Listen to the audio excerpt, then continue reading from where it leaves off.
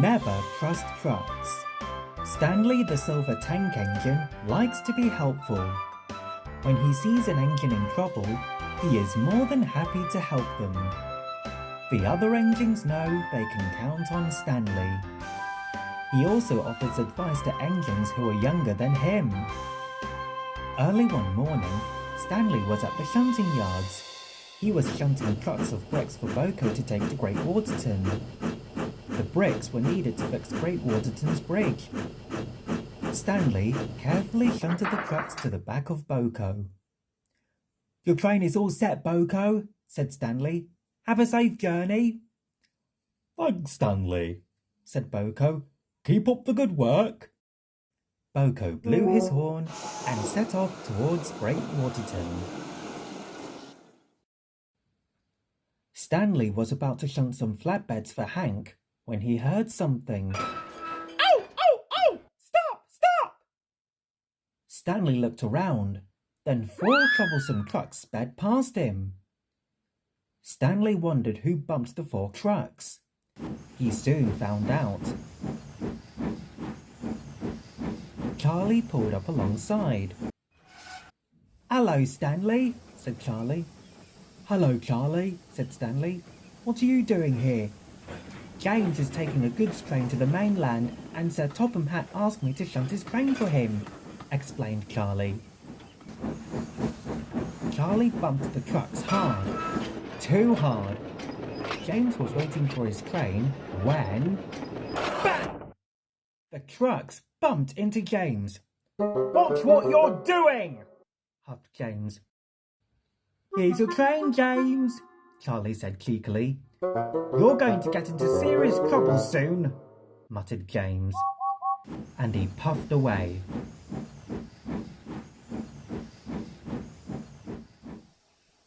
"It doesn't seem wise to bump the trucks like that," said Stanley to Charlie.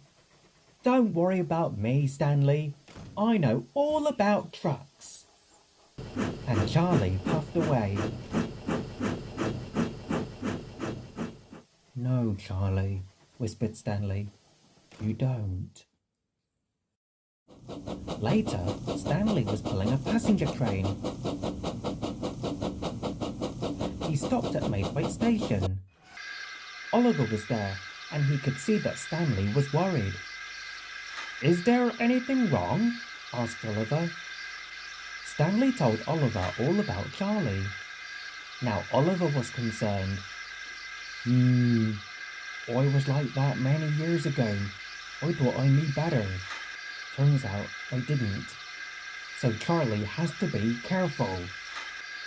Stanley agreed. Among the troublesome trucks, Scruffy, Fred and Rickety are the most troublesome. They have been watching Charlie shunt and were very cross. "He thinks he's very clever," complained Fred, "bumping our friends like that." "Who does he think he is?" snorted Rickety. "Maybe we should have some fun with him," chuckled Scruffy. Scruffy whispered his plan to Fred and Rickety. The 2 trucks laughed and laughed. "Remember," said Scruffy, "pass the word to the others." "Oh, we will," laughed Fred and Rickety.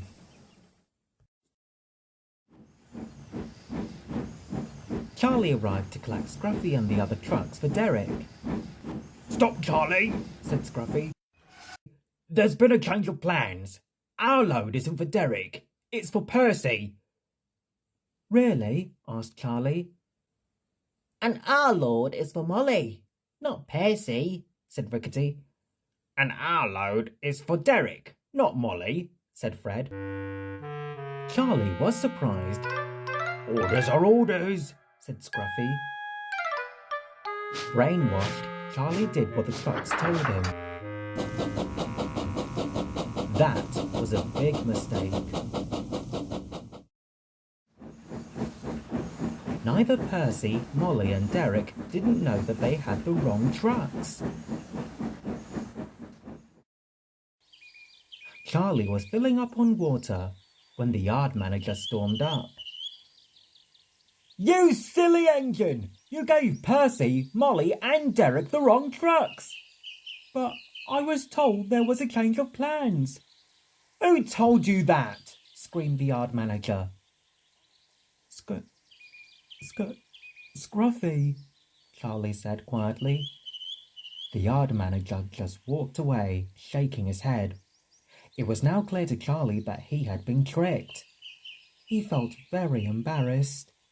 That night, Charlie told Stanley about how the trucks tricked him. You know what they say, Charlie? Never trust trucks, said Stanley.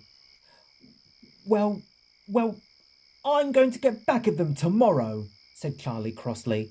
You shouldn't do that, warned Stanley. You will make things worse. But Charlie wasn't listening. The next morning, Sir Topham Hatt sent Charlie and Stanley to help Fergus at the cement works. Charlie was still in a bad mood and was rough with the trucks. Fergus wheezed crossly. Do it right, Charlie! Charlie just snorted. Then Charlie saw Rickety and Scruffy. This is my chance, said Charlie. Charlie set off towards Rickety and Scruffy. Charlie, don't! But it was too late. Charlie bumped Rickety and Scruffy, and they crashed through the buffers. A furious Fergus erupted. Now look what you've done! What do you have to say for yourself? Charlie didn't say a word. Charlie, why don't I finish up while you head back to your shed? Asked Stanley. That's a good idea, Fergus said. I don't want any more accidents caused by careless engines. Charlie wheezed steam indignantly and chuffed away. We'll get him back, Scruffy whispered to Rickety. I wasn't being careless, sulked Charlie. I was only giving Rickety and Scruffy their comeuppance. Later, Stanley and Charlie were working at the coaling plant. Once again, Charlie was rough with the trucks. After he shunted a long coal train, he spotted Fred. Right, now it's your turn, wheezed Charlie. Don't even think about it! But Charlie ignored Stanley. He gave Fred a mighty bump. Oliver arrived to pick up his coal train. Suddenly, he saw Fred heading straight towards him. Fred crashed into Oliver. All the coal flew out of Fred and landed all over Oliver. Cinders and ashes, coughed Oliver. That was uncalled for. Luckily, Oliver wasn't damaged, but Fred was cross. You just made a big mistake, he whispered. That night, Sir Topham Hatt wasn't happy with Charlie. I know you're still angry, but bumping the trucks off the rails won't make things better. This needs to stop. Do you understand? Yes, sir. It won't happen again, said Charlie. I really hope so, said Sir Topham Hatt. He turned and walked away. The next day, a long goods train is needed to be taken to Crosby. Arthur was supposed to pull it, but he has been delayed. So who will be pulling us now? Asked Rickety. Then Scruffy heard Charlie's whistle. Looks like we got our answer, laughed Scruffy. Time to teach him a lesson, laughed Fred.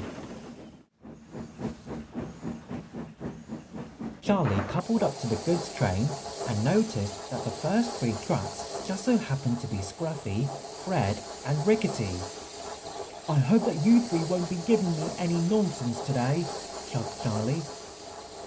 No, Charlie, lied Scruffy.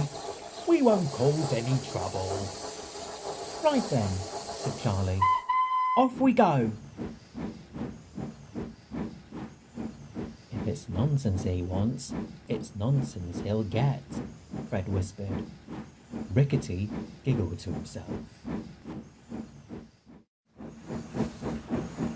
At first, the trucks behaved well, but they began their tricks once they reached Gordon's Hill. Charlie was struggling up the hill, but eventually he reached the top. Whew! The worst is now over, Charlie thought. But he was wrong. Now! With all their might, the trucks pushed Charlie down the hill. Faster! Faster! Yelled Fred. Throw him off the rails! Screamed Rickety. Charlie was terrified. Stop pushing! Stop pushing! But the trucks took no notice. On! On! On! Charlie's driver tried to apply the brakes, but they were useless against the surging trucks. Charlie sped past Oliver. Oh dear. Stanley did try to warn him, said Oliver. Please stop! Please stop! Screamed Charlie. Go on! Go on! Then Charlie could see that he was approaching a tight bend. Oh no! Cried Charlie. And he shut his eyes.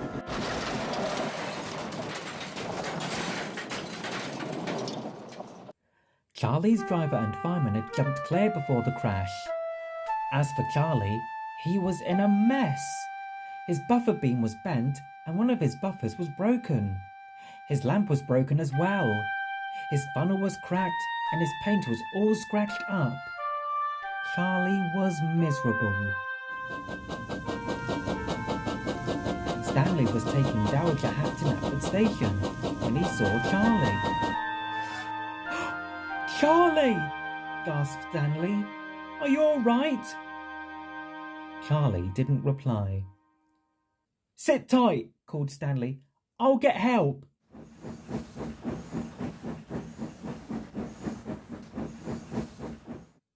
Sit tight? That's all I can do, Charlie said to himself. Oliver arrived with Rocky, and Edward took the unhurt trucks away. Well, Charlie, called Stanley, I hope you're proud of yourself. Yesterday you bashed Scruffy, Rickety and Fred off the tracks. And today, I know, interrupted Charlie. I'm sorry, Stanley. I should have listened to you, but I was just too stubborn and foolish. Well, all is forgiven, said Stanley. Nevertheless, I hope you'll be more cautious about handling and trusting trucks in the future. After hearing that, I'm sure Charlie will.